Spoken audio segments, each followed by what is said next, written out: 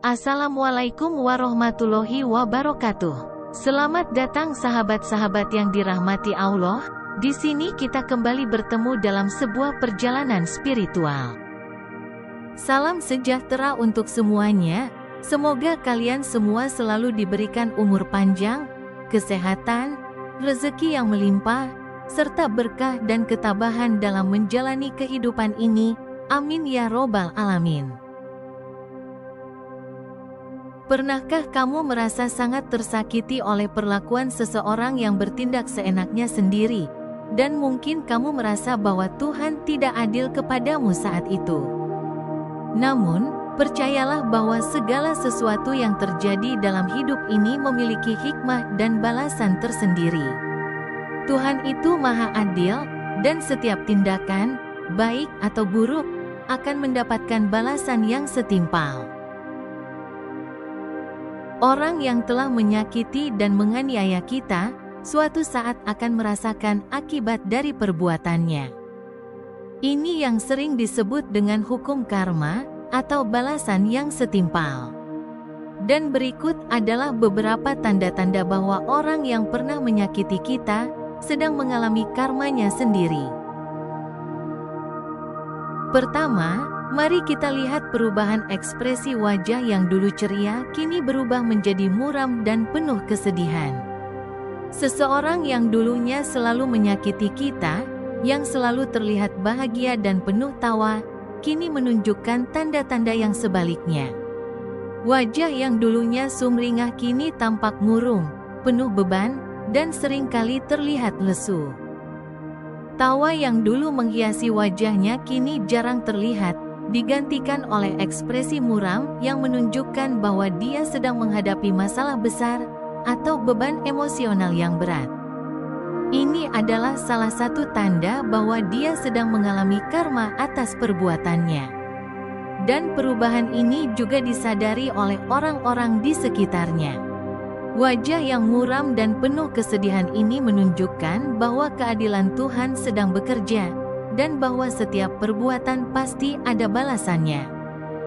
Dan karma juga tidak hanya mempengaruhi kondisi eksternal seseorang, tetapi juga kondisi internal mereka. Kedua, tubuh yang dulunya sehat kini sering terkena penyakit. Orang yang dulunya selalu sehat dan bugar kini sering jatuh sakit atau menderita penyakit kronis yang bisa jadi akibat dari tindakan zolimnya. Misalnya, seseorang yang sebelumnya jarang mengeluh soal kesehatan kini sering berurusan dengan masalah medis berkelanjutan, menunjukkan tanda-tanda kelemahan dan semangat hidup yang menurun. Kesehatan yang memburuk ini adalah tanda bahwa karma mulai berlaku, memaksa dia untuk merasakan penderitaan yang pernah dia timpakan kepada orang lain. Hal tersebut sebagai pengingat bahwa tindakan kita, baik atau buruk, akan kembali kepada kita dalam bentuk yang mungkin tak terduga. Ketiga, hidup yang dulunya lancar kini menjadi seret dan penuh masalah. Orang yang dulu selalu sukses dan mudah meraih apapun yang diinginkan, sekarang harus menghadapi berbagai kesulitan dan hambatan. Segala hal yang dulu tampak mudah, kini berubah menjadi perjuangan berat. Ini adalah tanda bahwa rezekinya seret karena pernah menyulitkan hidup kita. Kesuksesan yang dulu mudah diraih, kini berubah menjadi perjalanan yang penuh kegagalan dan kekecewaan. Keempat, karir dan usaha yang dulu berjaya kini mengalami kemunduran. Seseorang yang dulunya sukses dengan usaha yang berkembang pesat atau jabatan tinggi, kini harus menghadapi masa-masa sulit dan bahkan resiko bangkrut. Perjalanan karir yang dulu di atas awan kini merosot ke jurang kegagalan. Ini adalah hasil dari tindakan mereka yang pernah menindas atau menganiaya kita. Kesuksesan yang dulu begitu terasa kini lenyap, digantikan oleh kegagalan dan ketidakpastian.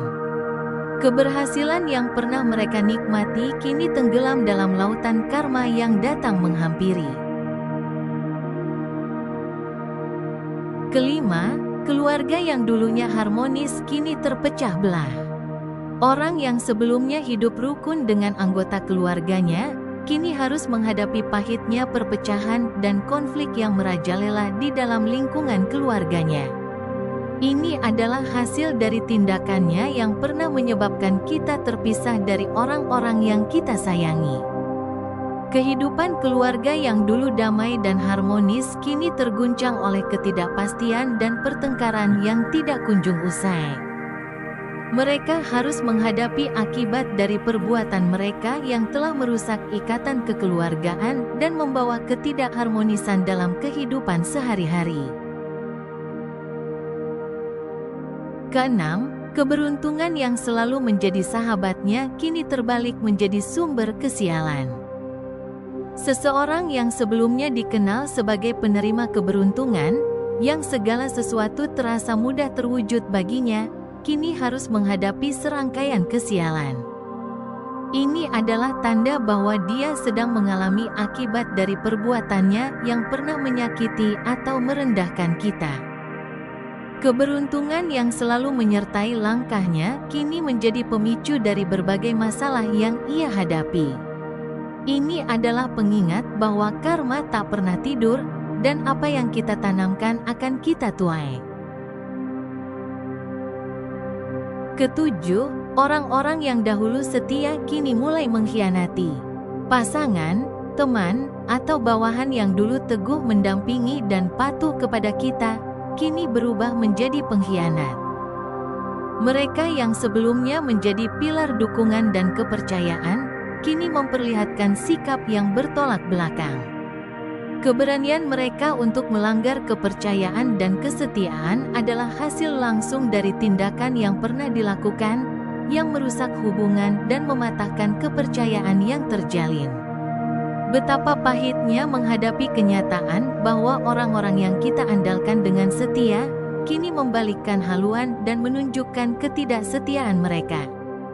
Hal tersebut mungkin sebagai bagian dari karma yang kini mulai terungkap dari perbuatan yang pernah kita alami. Sebagai penutup, mungkin kita bisa merenungkan bahwa setiap perbuatan kita memiliki dampak yang akan memengaruhi hidup kita dan orang lain di sekitar. Ketika kita berbuat baik, kebaikan itu akan kembali kepada kita, dan begitu juga sebaliknya ketika kita berbuat jahat, akhirnya karma akan menghampiri. Oleh karena itu, penting bagi kita untuk selalu bertindak dengan bijaksana, menghormati dan memperlakukan orang lain dengan baik. Hal tersebut agar kita bisa hidup dalam kedamaian dan kebahagiaan, serta terhindar dari siklus negatif karma. Semoga dengan menyadari pentingnya karma ini, kita dapat mengarahkan kehidupan kita ke arah yang lebih baik dan berbuah penuh kebaikan. Terima kasih telah menyimak, semoga kita semua selalu diberkahi dan terlindungi. Wassalamualaikum warahmatullahi wabarakatuh.